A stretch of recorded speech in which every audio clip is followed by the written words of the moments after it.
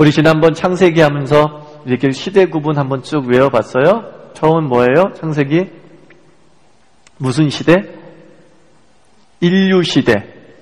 그 다음에 뭐예요? 안 갖고 왔어? 지난주 거? 예. 예? 지지난주구나. 지지난주구나. 지지난주구나. 창세기 했죠? 지난주 맞아. 창세기 했죠? 맞습니다. 그것도 질문에 맞춘 걸로 하겠습니다. 맞추셨습니다. 맞추셨습니다. 출애굽기 한번 봅니다. 출애굽기 이제 창세기 다음에 뭐예요? 출애굽기. 자, 모세오경 다시 갑니다. 모세오경은 창세기, 출애굽기, 레위기, 민수기, 신명기까지 모세오경이죠. 모세오경. 그 다음에 이제 두 번째 모세오경에 해당되는 게 출애굽기예요. 출애굽기. 그러니까 출애굽기라고 하는 명칭은 뭐냐면 그 히브리 성경을 헬라어로 번역한 성경을 70인역이라고 그랬었죠. 그죠? 그 70인역의 제목이 뭐냐면 엑소더스예요. 엑소더스. 탈출. 그죠? 도망침. 뭐 그런 뜻을 가지고 있죠. 그래서 그것을 우리말로 그냥 번역을 했어요. 근데 출은 나갈 출이고 애굽은 뭐겠어요? 나라 이름을 얘기하는 거죠. 지금의 이집트. 그것을 음역한 거죠. 그래서 출애굽. 즉 애굽에서 나오는 이야기. 뭐 그런 뜻을 담고 있겠죠. 그래서 출애굽기의 주제는 뭐냐면 구원과 해방이에요. 구원과 해방.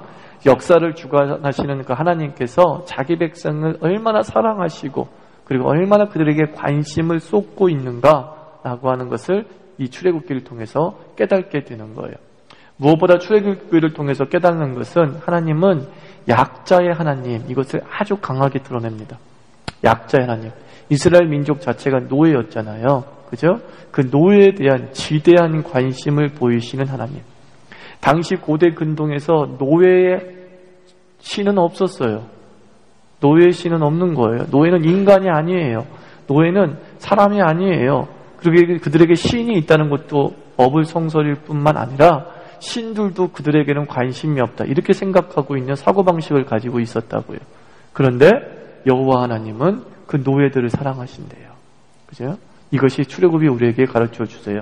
약자의 하나님. 그래서 예수님께서도 이 땅에 오실 때 예수님과 함께 했던 사람들이 대부분 어떤 사람이에요? 가난하고 억울하고 그죠? 피폐하고 심령이 애통한 자들. 그들과 우리 예수님께서 함께 하신 겁니다. 그러니까 교회의 본질은 바로 약자와 함께 해야 되는 거예요. 약자. 물질적 약자, 정서적 약자, 심리적 약자.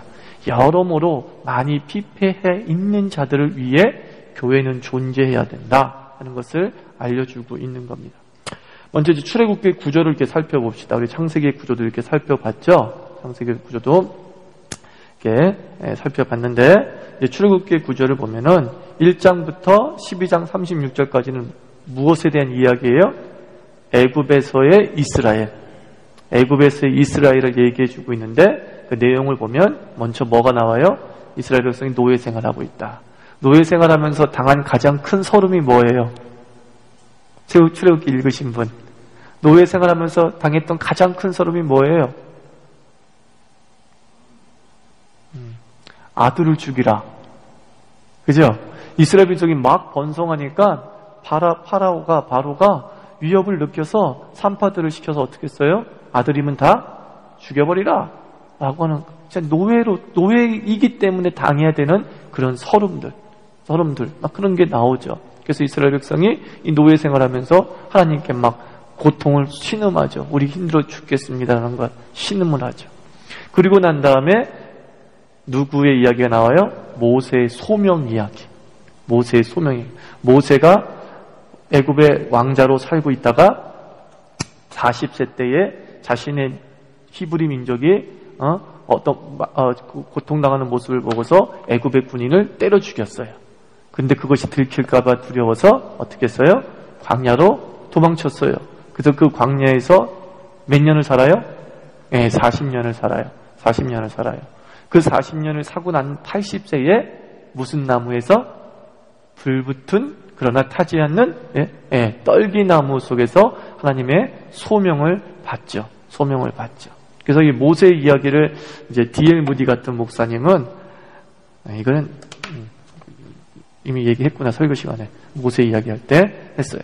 그 다음에 모세가 이제 소명을 받고서 자기 형 아론과 함께 바로를 만납니다. 그래서 바로에게 우리 민족을 내어 주십시오라고 하면서 바로가 강팍해서 이스라엘 백성을 놓아주지 않으니까 하나님께서 몇 가지 재앙을 내리세요? 10가지 재앙. 제가 10가지 재앙을 여기에 적지 않았어요. 왜냐? 여러분이 알아서 찾아 적으라고. 이건 하여튼 시험에 빠지지 않고 나오는 거예요. 왜 이렇게 안 외워지는지 순서가. 내용은 다 알겠는데 순서가 뭔지 모르겠어요. 순서가. 그래서 여러분들 한번 싹 한번 적어오세요. 네, 다음 주에 적어오세요. 이렇게 10가지 재앙을 내리시죠. 그래서 이제는 두 번째 12장 37절부터 18장까지는 뭐냐면 탈출하는 이스라엘에 대한 이야기예요.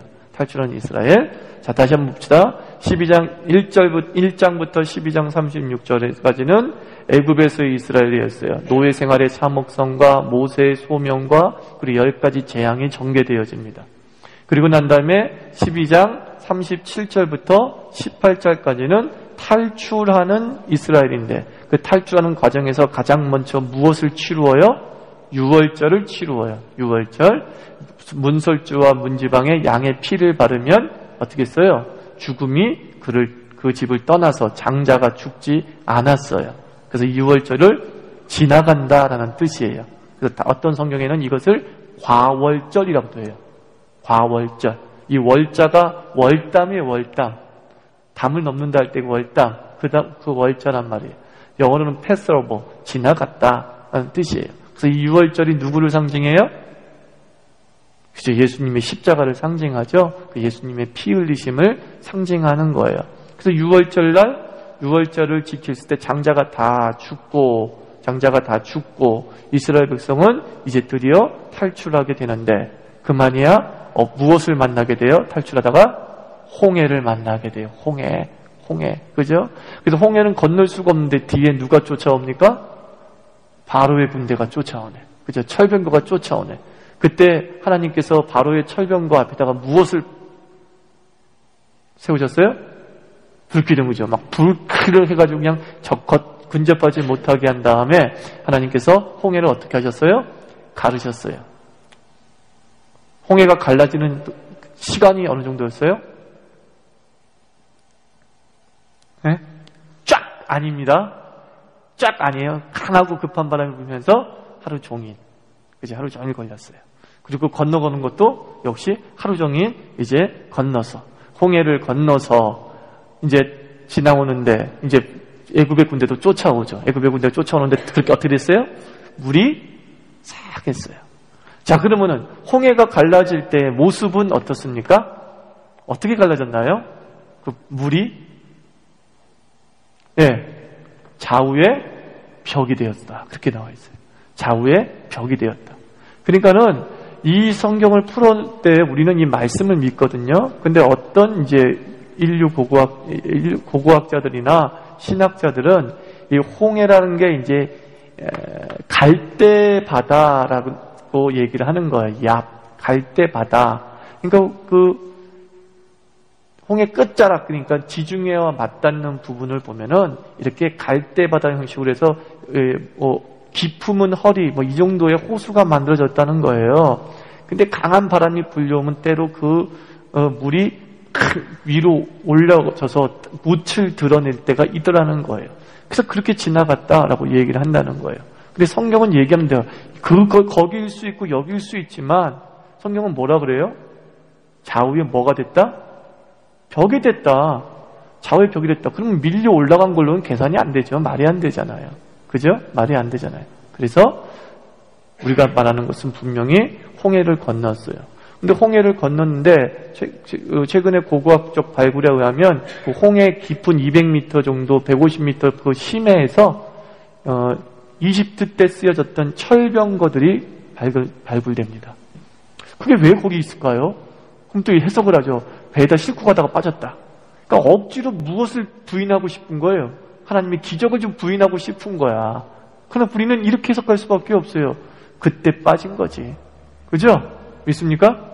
그때 빠진 거지. 그때 걔네들도 합리적인 증거이지만 우리도 합리적인 증거인 거예요. 그러니까 걔네들 어떻게 기적을 무시하기 위해서 기적이 없는 상황 속을 만들려고 얘기하는 거고. 그러니까 우리는 기적을 믿기 때문에 그것을 기적의 이유로 삼게 되는 것이죠. 그래서 여러분들이 혹 어디 가다 보면은 그냥 얕은 데를 건넜다는 둥 그런 얘기는 그냥 그러냐고 넘어가면 돼요. 그 사람들하고 싸울 필요 있어요, 없어요? 왜요? 우리는 전제가 다르기 때문에. 여러분, 철학이라는 것은 전제 싸움이거든요. 그래서 자기 머릿속에 어떤 전제가 있느냐에 따라서 달라져요. 절대로 논쟁과 논리를 통해서 누구를 설득시킬 수 없습니다. 예수를 안 믿겠다는 전제가 있고 예수를 믿겠다는 전제가 있어요. 그 사람은 대화가 안 되는 거예요, 여러분. 내가 아무리 논리적으로 설득해도 절대로 안 넘어와요. 왜요? 철학과 신앙은 전제 싸움이거든요. 프리포지션이 얼마나 중요한지 몰라요. 그래서 우리는 성경을 읽을 때 우리는 기적을 믿습니까? 이 전제를 갖고 있어요. 하나님은 전능하심을 믿습니까? 이 전제를 가지고 있어요. 그러니까 성경이 어때요? 믿어져요, 우리는. 믿어져요. 그런 거란 말입니다. 그래서 이렇게 12장 37절부터 18장은 이렇게 연결되어지고, 그 다음에 이제 19장부터 40장까지는 뭐예요? 시내산에서의 이스라엘이에요. 시내산에서의 이스라엘. 그러니까 이스라엘 민족은 출애굽기 상에서는 이스라엘 민족이 전진하거나 광야에서 방황하는 내용은 나오지 않습니다. 무엇까지요? 애굽에서 고난을 당하는 모습과 탈출하자마자 시내산에 도착했던 이야기들까지가 출애굽의 이야기예요. 나머지 40년은 어디에 기록되어 있겠어요? 광야에서 40년 생활은 민수기에 기록이 되어져 있는 겁니다. 출애굽기는 뭐라고요? 애굽에서의 생활, 그리고 탈출, 그리고 시내산에서 도착했던 그 상황까지가 한 1년, 짧게는 6개월, 길게는 1년 상황이다. 이렇게 얘기를 하고 있어요. 그럼 그 시내산에서 뭘 했어요? 율법을, 그죠? 수여받았어요. 율법을 수여받았어요. 모세가 며칠 동안 하나님을 대면했죠? 이 손가락이 안 보이나요? 40일 동안, 히브리 성경에서 40이라는 건 완전수를 의미해요. 완전수. 7만 완전수가 아니라 이 40도 완전수, 한 개의 수라 그래요. 한 개의 수. 그러니까 40일을 했다는 것은 이건 무슨 뜻이냐면 죽었다는 뜻과 똑같아요, 사실은. 그래서 바울이 선교를 할 때에 40에 하나 감한 매를 맞았죠. 39대를 맞았죠. 그래서 39대를 맞았다고 보면 안 돼요. 그럼 뭐냐면 죽을 지경까지 맞았다. 그렇게 해석하는 게 더 옳아요. 진짜 바울이 죽을 뻔했잖아요. 매를 맞아가지고요. 40에 하나 감한 매를 맞았다. 39대, 정확하게 39대 때렸다. 이런 뜻이 아니라 정말 40은 뭐라고? 인간의 한계선. 죽기 직전까지 갔다 이거예요. 바울이 매를 맞아가지고. 예수님도 40일 금식했다는 것은 굉장히 어려운 거예요. 그래서 성경을 읽어보면 40일 금식 기도한 사람 많아요, 적어요? 손을 꼽잖아요. 그죠? 2명인가 3명이죠. 예수님, 그리고 모세. 또 누가 있나? 없어. 엘리야? 엘리야도 아니야. 2명이네. 그러니까 얼마나 대단한 건지 알겠죠. 근데 제가 어렸을 때는요, 부흥회 포스터마다 40일 금식기도 3번, 막 이런 거 딱 적어놨어요. 어떤 분이, 저기, 부흥 집회를 한다 그러면서. 그래서 40일을 밥 먹듯이 하는 거예요. 있을 수 없죠. 단식과 금식은 다르죠? 단식은 뭐예요? 아무것도 안 먹는 거 단식이에요. 물도 안 먹어요. 금식은 물 먹어요. 물 먹으면 40일 해요. 근데 물을 안 먹고는 40일을 절대 못해요. 못해요. 물 먹고 한 거예요. 물 먹고 한 거. 어떤 교회 목사님이 그랬대요. 싫어해요. 누님한테 들은 얘기. 항상 금식하러 기도원에 올라가신대요. 그러면서 한다는 소리가, 그러나 저는 이제 오렌지 주스 마시면서 금식한다. 그게 금식입니까? 오렌지 주스도 거의, 완전식품에 가까운데, 저는 우유 먹고 할까 봐요. 웃긴 거죠. 그냥 하나님은요, 우리가 정말 내 인생 자체가 죽을 지경에 이르렀기 때문에 금식할 수도 있겠지만 그렇게까지 금식해야 될 상황 우리에게 안 주실 겁니다. 우리가 신앙생활 올바로 하고 하루하루를 주님 앞에 온전히 살면은 그 삶 자체가 풍성해질 거라고요. 그래서 그 음식은 이 40일은 굉장히 영적인 의미를 가지고 있다. 여러분들 그걸 알아두셔야 되는 거예요. 함부로 따라하려고 하지도 마세요. 능력 받으려고 따라하려고도 하지 마세요. 어디에도 금식 기도에서 능력 받기 위한 목적으로 모세가 금식 기도했다. 그런 거 하나도 기록되어져 있지 않습니다. 그 하나님 만나러 오라 그래가지고 왜 나를 만나러 오라 그러지 하면서 올라갔더니만 거기서 하나님께서 무엇을 수요했어요? 율법을 수요했어요. 그 율법을 수요했는데 그 율법의 내용을 압축한 게 10계명이에요. 율법의 내용을 압축한 게 10계명인데 그 10계명을 어디다 썼어요? 그치, 돌판에다 썼어요. 한 개요, 두 개요? 네, 두 개에다 썼어요. 두 개에다 썼어요. 그래서 학자들은 한쪽의 돌판은 1부터 4일 것이고 한쪽은 5부터 10일 것이다. 왜냐하면 1부터 4는 하나님에 관련된 계명이고 5부터 10은 인간에 관련된 계명이기 때문에 그렇게 두 개가 나눠져 쓰지 않았겠냐 싶어요. 그래서 40일 금식기도하고 내려왔더니만 어떻게 됐어요? 백성들이 금송아지 사건이 벌어지네. 그죠? 금송아지 사건. 막 모세가 없다 보니까 모세를 통해 하나님을 만났던 이스라엘 백성이 모세가 사라지니까 패닉 상태에 빠진 거예요. 그래서 우리를 인도한 신이 어디 있느냐? 그러니까 여러분들 참 이게 자기가 한번 발을 디딘 것에서 빼내는 것이 얼마나 힘든지. 이스라엘 민족이 살았던 이집트는 다 신이 얼굴이 있어요, 없어요? 신이 다 얼굴이 있다고. 형상이 있잖아. 그것에 익숙해져 있어. 그래서 그 형상들을 보면서 와, 신이 우리와 함께 있구나 이렇게 느끼는데 하나님은 어떤 형상도 만들지 말라고 하니까 두려운 거예요. 이들이 갑자기. 그래서 모세를 형상처럼 여긴 거예요. 모세를 형상처럼. 그래서 아론이 그 압박에 못 이겨서 금송아지를 만들었어요. 금송아지를 만든 다음에 뭐라고 그랬어요? 새로운 신이라 그랬어요? 아니죠. 이 송아지가 우리를 여기에까지 인도해낸 하나님이라 그랬어요. 하나님이라고 그랬어요. 그러니까 하나님 입장에서는 나쁠 거 없잖아요. 하나님 배신한 게 아니야. 형상만 만든 것 뿐인데. 근데 하나님은 그것조차도 안 되죠. 그래서 어떻게 했어요? 예? 그죠?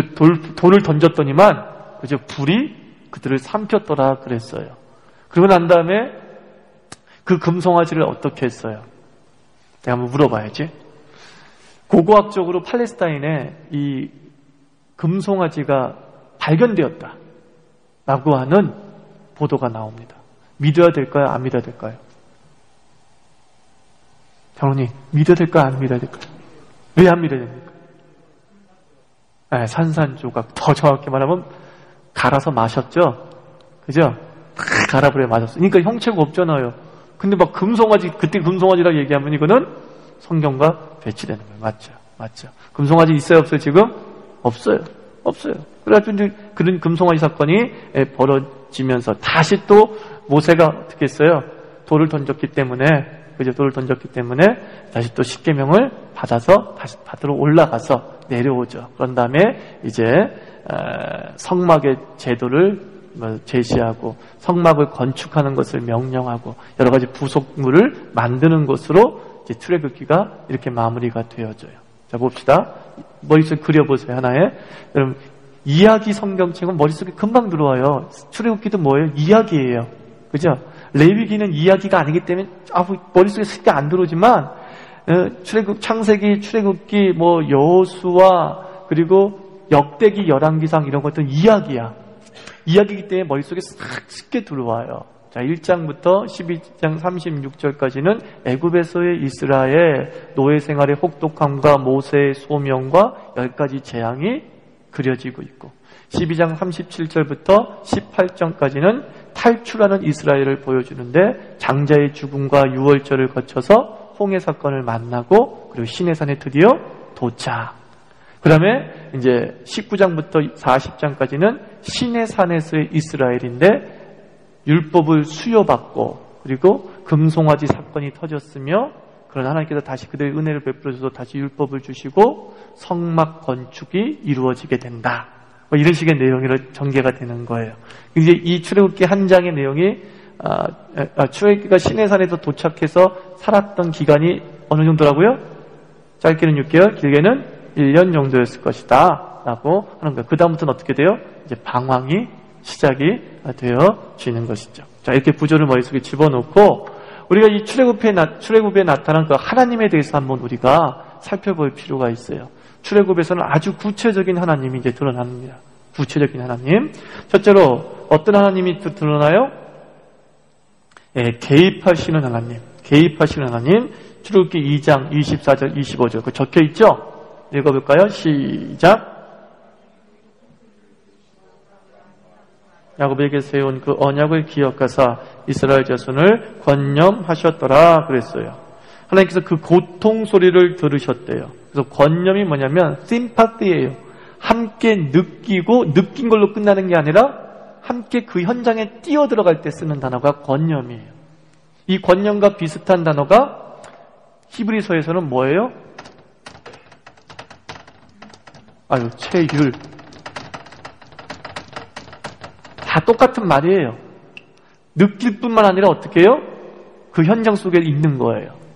이 체율과 권념을 가장 극명하게 보여주고 있는 게 다니엘서에서 세 친구들이죠. 세 친구가 풀무불에 던져졌을 때 성자 하나님께서 어떻게 있었어요? 그 풀무불 속에 함께 있었죠. 그때 우리 그걸 뭐라고 그랬어요? 체율 또는 권념이다. 이렇게 단어를 적용해서 사용할 수 있습니다. 그래서 개입하시는 하나님, 그래서 인간의 삶과 관련해서 하나님의 두 가지 속성, 지난번에 얘기했지만 다시 한번 복습해 볼까요? 두 가지 속성이 있어. 인간의 삶과 관련해서 하나는 뭐라고 했어요? 하나님의 초월성이 있고 하나님의 뭐가 있어요? 내재성이 있습니다. 그죠? 하나님의 초월성과 하나님의 내재성. 초월성은 뭐예요? 인간과 뭐예요? 다르다. 이거 뭐예요? 하나님은 인간과 다르다. 그리고 또 하나 뭡니까? 인간에게 영향받지 않으신다. 뭐 이런 뜻이에요. 하나님은 인간과 다르다. 그러나 인간에게 영향을 받지 않으신다. 반면에 내재성은 뭐예요? 함께 하신다. 그런 뜻이잖아요. 인간과. 그죠? 인간과 왜 이렇게 떠들어거리냐 얘.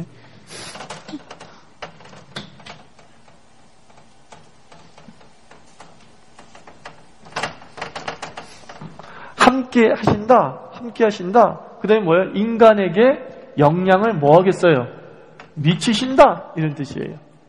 그래서 성경은 이 초월성과 내재성의 긴장 속에 하나님이 등장하신다 그랬죠? 그죠? 그러면 출애굽기를 가지고 따지자면 출애굽기에서 하나님의 초월성은 뭐 인간과 다르고 전지전능하신 이 하나님의 초월성을 대표적으로 드러내는 게 뭐가 있을까요? 네?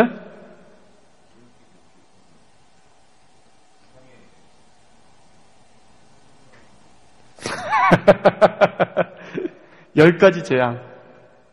그치? 이 10가지 재앙을 통해서 하나님께서 바로에게 너희들과 나는 다르다는 걸 분명히 보여주죠. 그죠? 분명히 주고 또 심지어 너희들의 신과도 다르다는 것을 분명하게 보여주고 있고 하나님의 기적. 하나님의 능력이 아니고서는 이 땅에서 일어날 수 없는 일을 분명히 보여주죠. 내재성은 앞서 말한 대로 뭐가 있어요? 구름기둥과 불기둥도 하나님이 너희와 함께한다는 내재성의 표현이고, 그죠? 성막, 그리고 뭐 구름기둥, 그리고 또 뭐가 있을까요? 인간의 삶에 관여하고 영향을 미치는 경우. 그렇죠. 만나. 그렇죠. 만나와 메추라기. 만나의 뜻이 뭐죠?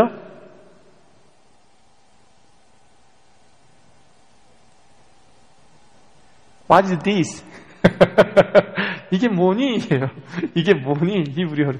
이게 뭐니? 그러니까 이름이 없는 거예요. 이게 뭐니? 그러니까 하나님이 뭐고 이렇게밖에 얘기 안 했어요. 뭐라고 얘기 안 하고 이게 뭐니? 이런 것들이 다 하나님의 내재성을 보여줘요. 그래서 이 출애굽기에는 이 하나님의 초월성과 하나님의 내재성이 아주 긴장감 있게 나오는데 그 중에서 가장 이 내재성이 강하게 드러나고 있어요. 내재성이 강하게. 그래서 하나님은 이 인간 역사를 방관하시는 것이 아니라 어떻게 해요? 개입하신다. 이스라엘에게 역사하신 그 하나님은 오늘날 여러분에게 역사할 줄 믿습니다. 하나님 우리를 이렇게 방관하고 보시지 않아요. 알아서 해. 그게 아니에요. 채울하시고 건념하시면서 우리 속에 뛰어 들어와서 우리를 친히 건져내 주신다는 거예요. 주께서는 우리에게 밧줄을 던지지 않습니다. 기억하세요. 바다에 뛰어드십니다. 밧줄을 주는 것은 다 조선시대, 고려시대, 전래동화 이야기예요. 그 세상 신 이야기예요. 하나님 우리에게 밧줄 주지 않고 직접 오세요. 그게 십자가잖아요. 그 예수님이잖아요. 그래서 직접 나를 탁 꺼내준다고요. 주님의 수영 솜씨를 믿으시기 바랍니다. 옛날 거예요. 그래서 두 번째는 어떤 하나님이 나와요? 그래서 계시하시는 하나님이 나옵니다. 계시하시는 하나님. 타 종교는 인간이 신의 이름을 지읍니다. 그죠? 애굽에도 많은 신들이 있었는데 그 신들의 이름을 다 인간이 지은 거예요. 인간이 지은 것. 인간이 지었는데 모세는 그래서 그것이 궁금해서 다 신들은 이름이 있으니까 궁금해서 물었다고요.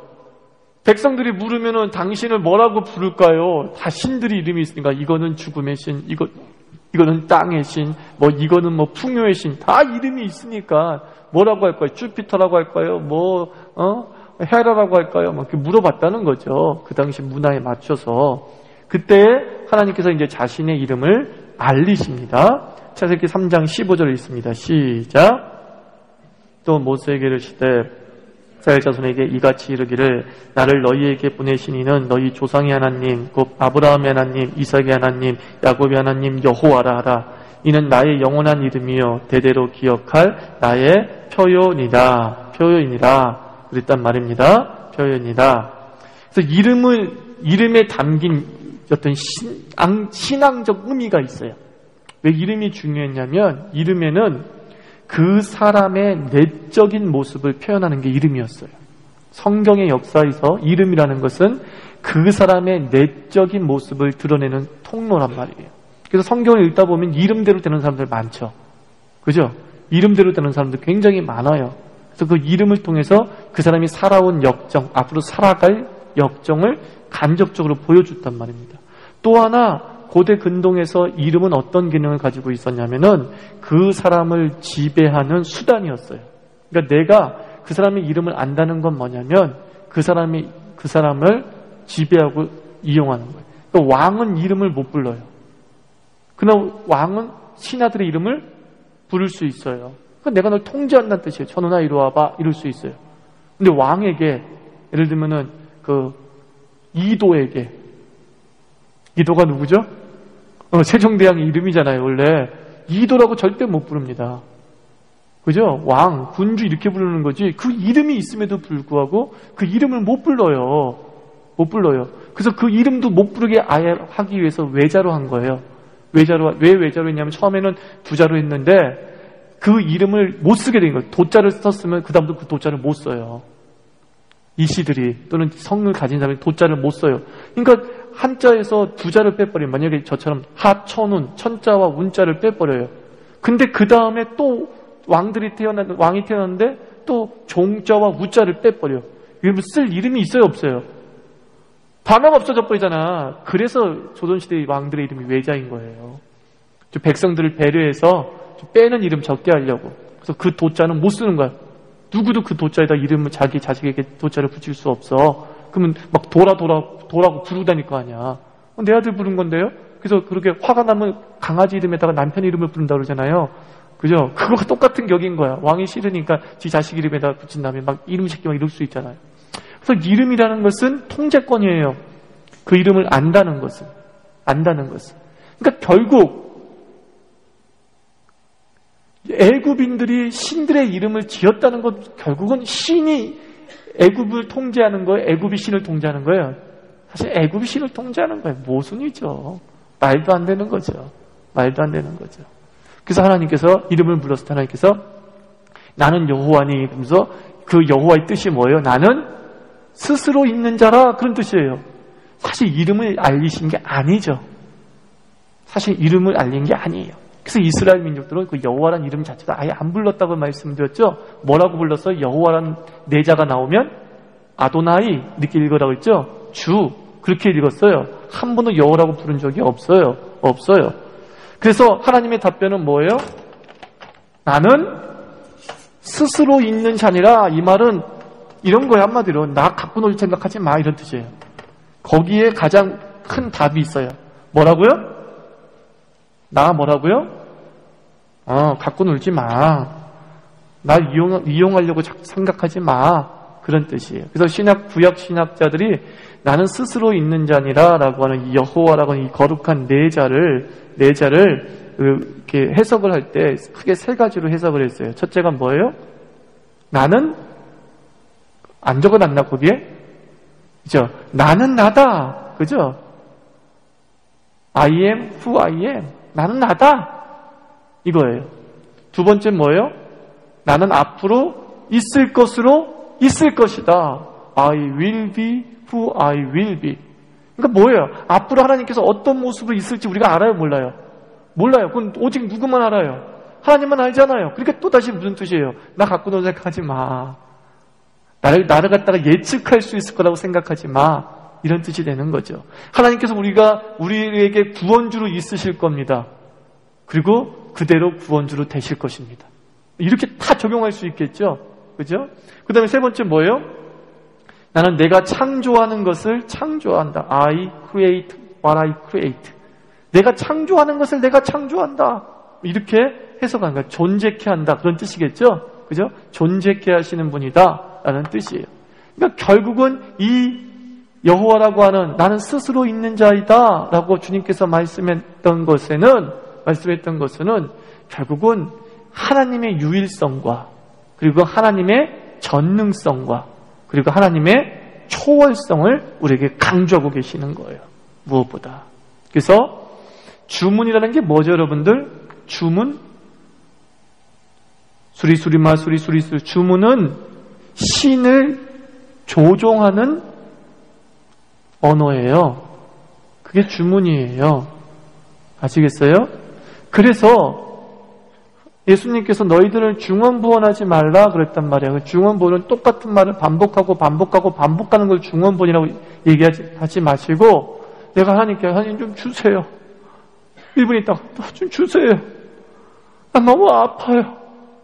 또 아파요. 중언부언이에요? 아니에요. 자기의 반복된 기도의 패턴을 뭐처럼 사용할 때? 주문처럼 사용해서 하나님을 움직일 수 있다고 생각할 때. 그게 중언부언이에요. 어떤 동일한 패턴의 기도문을 계속 읽는 거예요. 바리새인들이 그렇게 기도했거든요. 동일한 패턴의 기도문을 계속 기도하는 거. 그것과 비슷한 게 한국 교회에 들어왔잖아요. 오래전부터. 주기도문 수천 번 반복해서 외우면 뭐가 된다? 방언 터진다. 그게 바로 주술적 형식으로 기도를 이용하고 하나님을 조종하려고 하는 태도예요.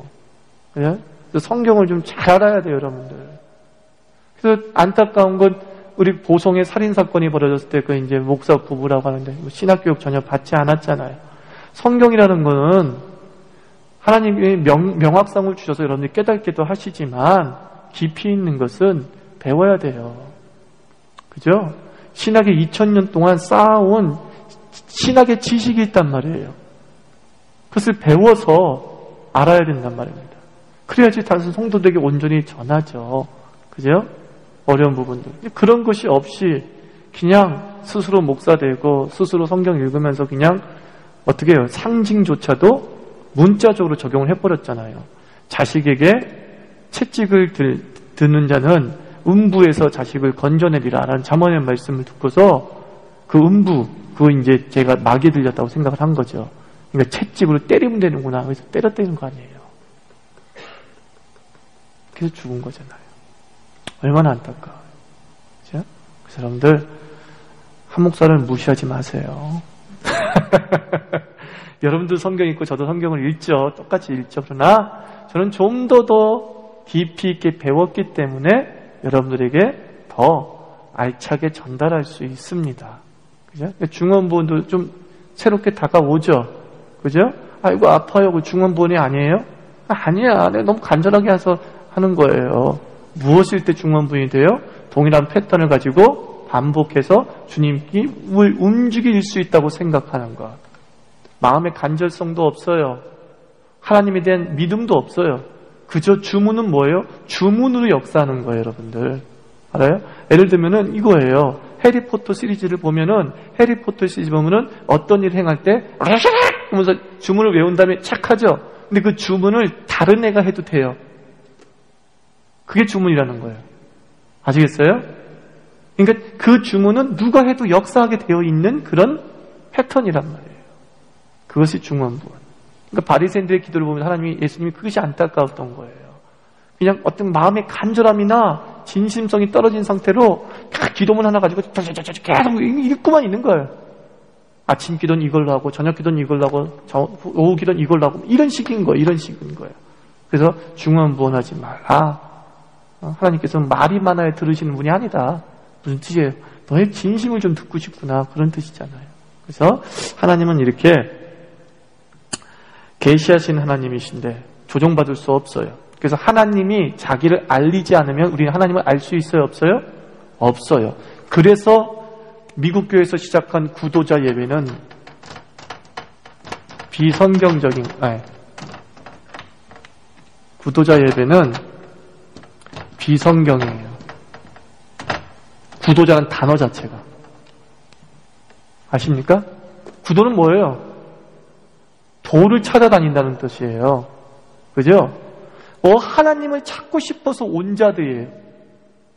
그들이 하나님을 찾고 싶다고 해서 찾아집니까? 아니죠. 주께서 자기를 알리셔야지만이 하나님을 만날 수가 있는 거예요. 그러므로 성경에는 오직 비신자나 불신자나 동일하게 우리에게 적용되는 단어는 딱 한 가지입니다. 그가 만약에 예배자에 왔다, 교회에 무조건 왔다, 그러면 딱 하나로 불리워지는 거예요. 예배자. 그런 예배자예요. 그가 그 자리에 올 수 있었던 이유는 하나님이 그를 인도하셨기 때문입니다. 이미 그런 예배자가 되었기 때문에 온 거예요. 구도하다 온 게 아니에요. 그래서 그 자리에서 진리를 찾아보려고 애를 써. 주님께서 막으시면 그 진리는 그에게 오지 않습니다. 근데 주님께서 누구에게 자기를 계시하냐면은 구도자에게 자기를 계시하지 않아요. 예배자에게 자기를 계시하십니다. 아십니까? 예배자에게. 주를 경배하기를 원하는 자. 하나님은 살아계심을 인정하고 그 하나님이 역사를 주관하심을 인정하는 경외자. 그에게 하나님은 자기를 계시하는 거예요. 자기를 드러내시는 거예요.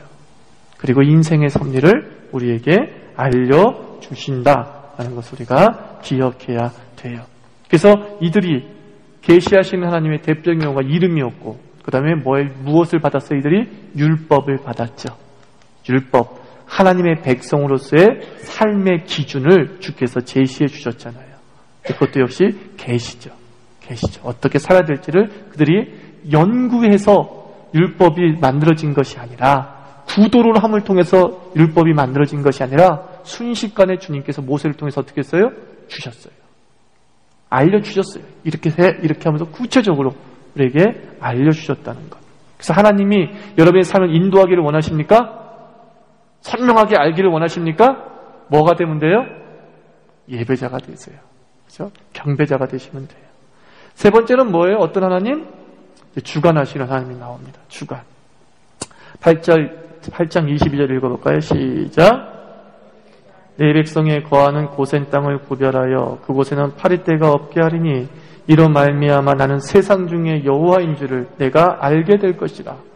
여호와인 줄 알게 될 것이라. 이게 10가지 재앙을 하면서 계속 나오는 말씀이죠. 그죠? 내가 하나님인 줄 알게 될 것이다. 내가 여호와인 줄 알게 될 것이다. 하나님께서 계속 반복하십니다. 그래서 하나님께서는 이 출애굽의 과정을 통해서 이스라엘 백성에게 사실 바로에게 보여주고자 한 게 아니에요. 사실은요. 누구에게 보여주고자 한 거예요? 자기 백성에게.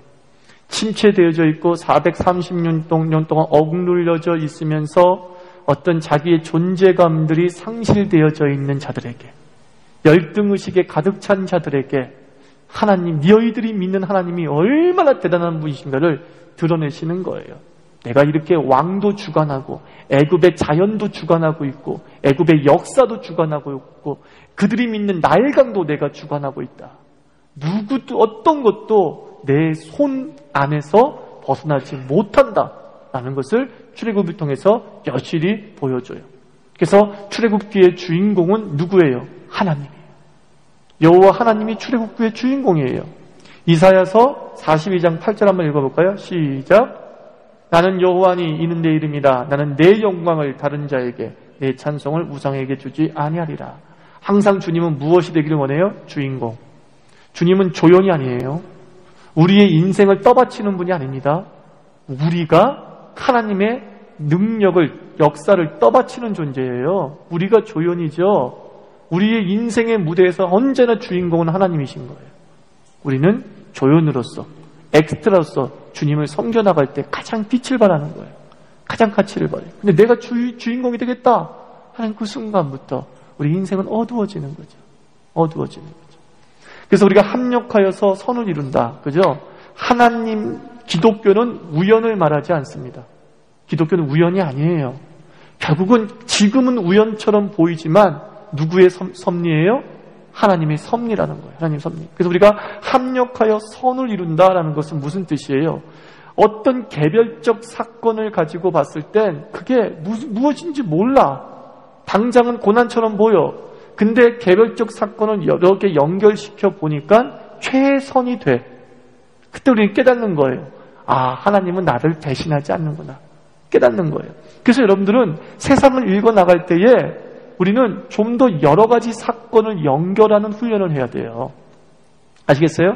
한 가지 사건만을 가지고 내게 역사하신 하나님의 뜻을 해석하려고 하지 말고 그 여러 가지 사건을 연결해 보는 거예요. 1년 전 사건도 연결해 보고 2년 전 사건도 연결해 보는 거예요. 그럼 뭔가 맞아떨어지는 선이 나온다고요. 그때 우리는 깊이 있게 깨닫게 되는 거예요. 그래서 여러분들 아리스토텔레스가 그런 말 했잖아요. 연결하라, 그러면 기적이 생길 것이다. 아십니까? 정보도 마찬가지예요. 정보를 갖다가 하나의 정보만을 가지고 모든 것을 알 수 있는 게 아니거든요. 여러 가지 정보가 연결되어졌을 때 어떤 답이 하나 딱 나오는 거예요. 그래서 여러분들이 지금 나에게 어떻게 하나님께서 역사하실 것인가 좀 알고 싶으면 한 2, 3년 전부터 거슬러 올라가면서 어떤 중요한 사건들을 한번 떠올려 보세요. 그때 내가 어떻게 반응을 했고 그 다음에 내 주변에 어떤 사건이 벌어졌으면서 탁탁탁 한번 선을 그어보세요. 선을 긋다 보면 이 전반적인 상황 속에서 나를 하나님이 어떻게 이끌어가야 할 것인가에 대한 선이 만들어지게 된다고요. 이건 나중에 한번 제가 제 인생 스토리를 연결시켜서 한번 말씀해 드려볼게요. 그러면 여러분들도 쉽게 이해가 될 거예요. 그런 게 있어요. 그 다음에 어떤 하나님?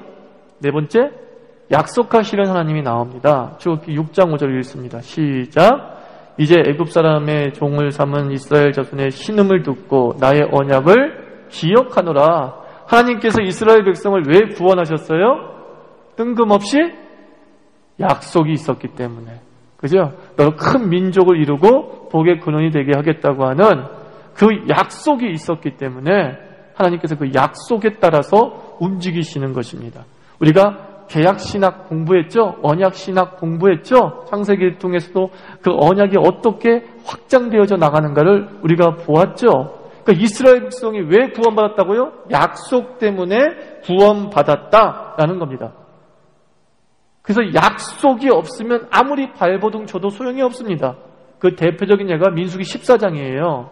하나님께서 이스라엘 백성이 정탐꾼을 보낸 것에 대해서 10명의 정탐꾼 얘기를 듣고서 우리는 이제 죽게 되었다 하면서 원망했어요.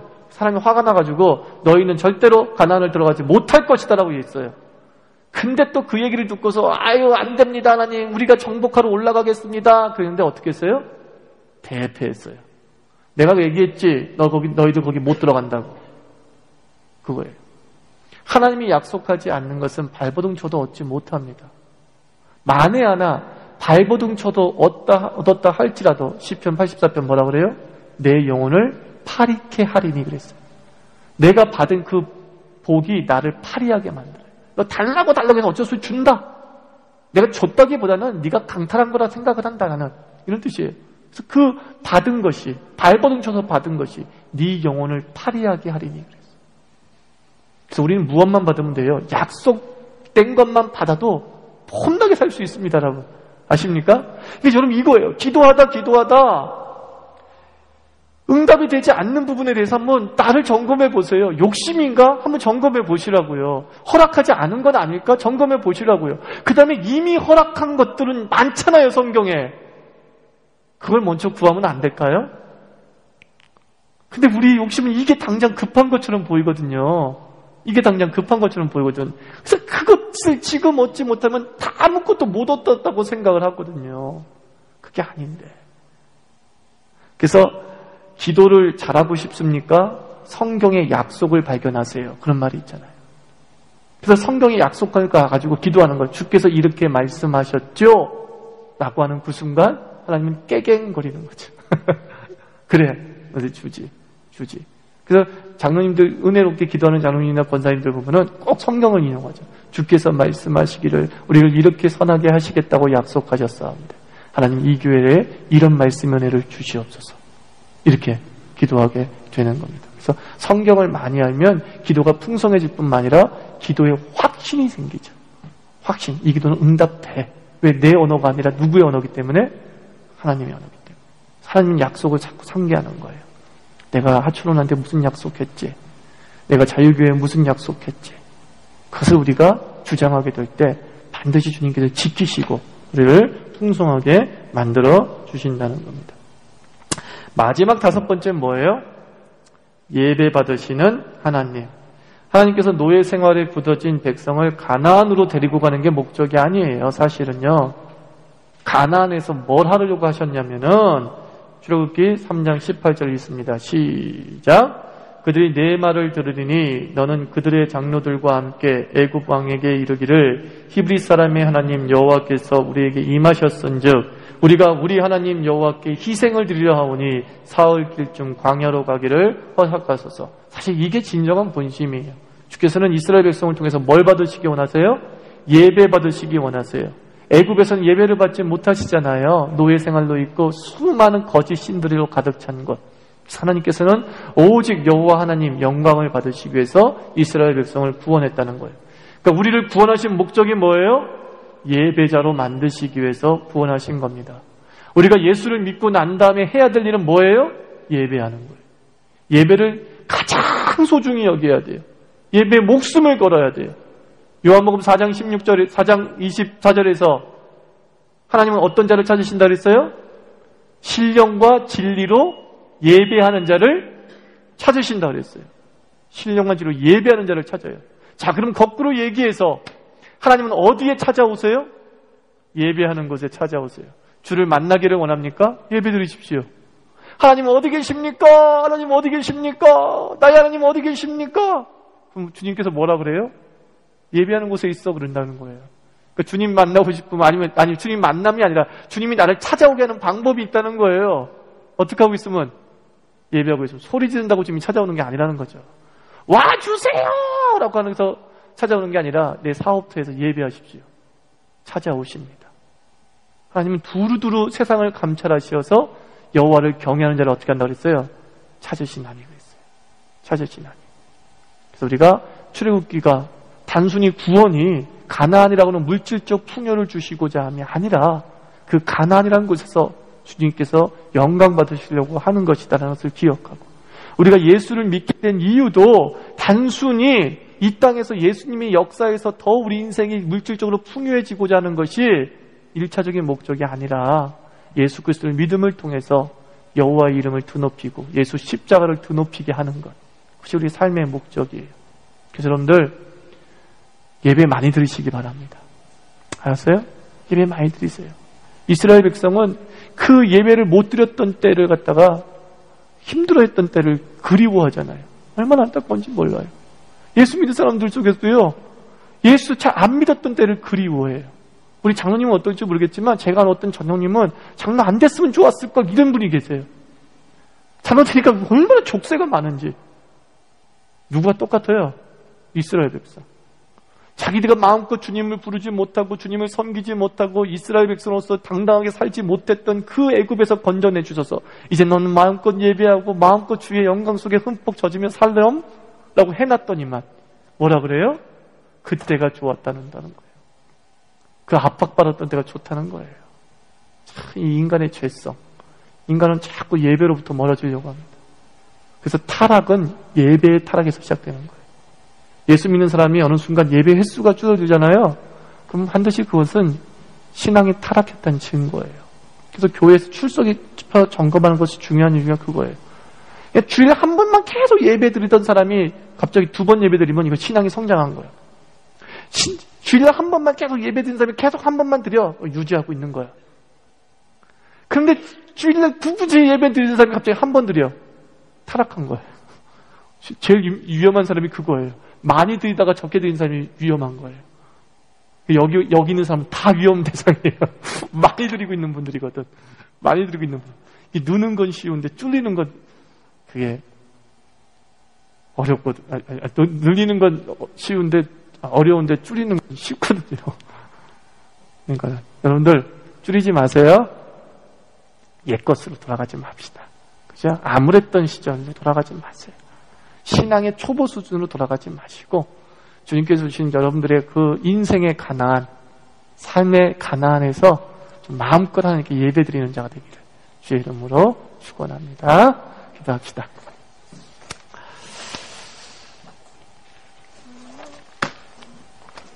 이 시간 우리 하나님의 이 5가지 모습을 생각하면서 하나님 내 인생에 개입하시고 내 인생을 계시하여 주시옵시고 그리고 나의 삶을 좀 주관하셔서 주님이 주인공 되시고 내게 약속하신 것 좀 다 이루어주세요. 그리고 주님 나의 예배를 받으시옵소서. 나를 통해 영광 받으시옵소서. 함께 합심해서 기도하고 마치도록 하겠습니다. 하나님 아버지